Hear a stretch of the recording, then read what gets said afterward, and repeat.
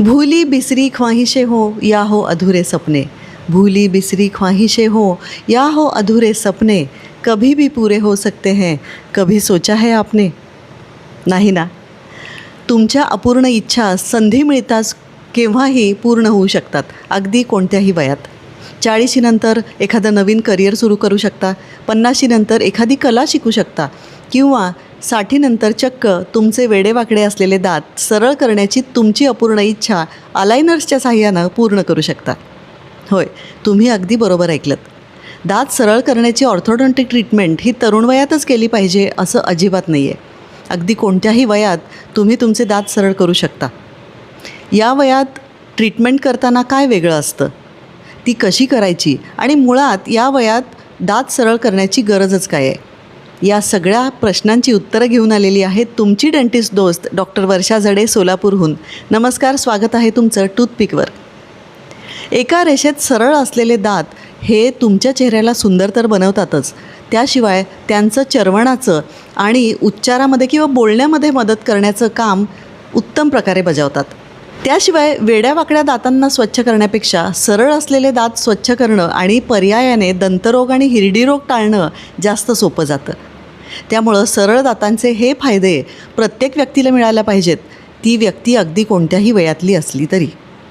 त्यामुळं ऑर्थोडॉन्टिक ट्रीटमेंटसाठी वय हा अडथळा अजिबात नाही आहे. 40 नंतर ऑर्थोडॉन्टिक ट्रीटमेंट करण्याचं आणखीन एक मुख्य कारण म्हणजे या वयापर्यंत बऱ्याच लोकांचे दात पहिल्यासारखे राहत नाहीत. हाडामध्ये हिरड्यांमध्ये होणाऱ्या वयानुसार बदलामुळे, किंवा योग्य काळजी न घेतल्यामुळे होणाऱ्या बदलामुळे, किंवा योग्य वयात ऑर्थोडॉन्टिक ट्रीटमेंट न घेतल्यामुळे दातामध्ये असलेल्या फटी जास्त वाढतात. वाकडे तिकडे असलेले दात आणखीन वाकडे तिकडे होतात, पुढे असलेले दात आणखीन पुढे येतात.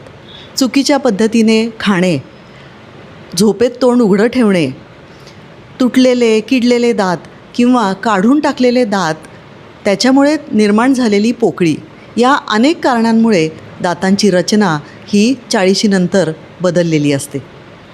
त्याच्यामुळं असे दात चर्वणासाठी योग्य नसतात, उच्चारासाठी योग्य नसतात आणि स्वच्छ ठेवता येत नाहीत, म्हणून किडू शकतात आणि हिरडी रोगसुद्धा होऊ शकतो.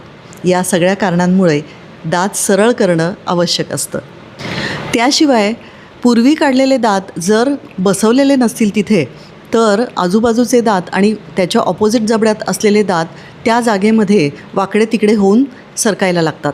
आणि कालांतराने जर आपल्याला त्या ठिकाणी दात बसवून घ्यायचा असेल, तर त्या दातासाठी जागा उपलब्ध करून देण्यासाठी वाकडे तिकडे झालेले दात सरळ करणं आवश्यक असतं. त्यामुळं कोणत्याही वयात दात सरळ असणं कोणत्याही केसमध्ये, कोणत्याही व्यक्तीच्या बाबतीत अगदी गरजेचं आहे. बरं, ही ट्रीटमेंट कशी करायची? यासाठी सर्वोत्तम पर्याय आहे क्लिअर अलायनर्स, कारण ते आरामदायी असतात. ते वापरताना कोणताही त्रास होत नाही. दुसरं म्हणजे ते काढता घालता येतात आणि त्याच्यामुळंच तुम्हाला जेवताना आणि स्वच्छ करताना त्याची अडचण होत नाही.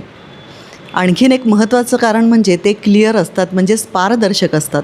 त्याच्यामुळे एव्हाना आयुष्यात वरिष्ठ पदापर्यंत पोचलेल्या व्यक्तींनासुद्धा याच्या साहाय्यानं कुणालाही न कळू देता तुमचे दात सरळ करता येतात आणि त्याच्यासाठी हे अगदी योग्य आहेत. 40 नंतर अलायनर्सने दात सरळ करताना मुख्यत्वे वेगळं असं काय असतं, तर या वयामध्ये दातांवर, हिरडीवर आणि दात ज्या हाडामध्ये उभे आहेत त्या हाडावर अगदी सौम्य प्रेशर टाकावं लागतं. त्यांना इजा न पोचवता सावकाश दातांची मूव्हमेंट करावी लागते आणि त्याच्यामुळं सौम्य प्रेशर टाकणारे अलायनर्स वापरावे लागतात. आणि त्यामुळं ही ट्रीटमेंट तरुणांपेक्षा थोडीशी जास्त वेळ घेते, पण रिझल्ट मात्र तेवढाच चांगला मिळतो. अर्थातच अलायनर्सची ट्रीटमेंट चालू असताना दात योग्य प्रकारे स्वच्छ ठेवणं, अलायनर्स 20 ते 22 तास दररोज वापरणं आणि योग्य वेळेला पुढचा सेट चालू करणं, या सगळ्या गोष्टी लक्षात ठेवून केल्या पाहिजेत.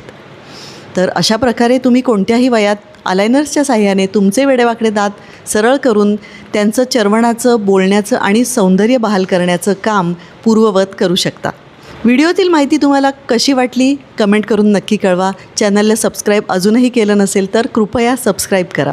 थँक्यू.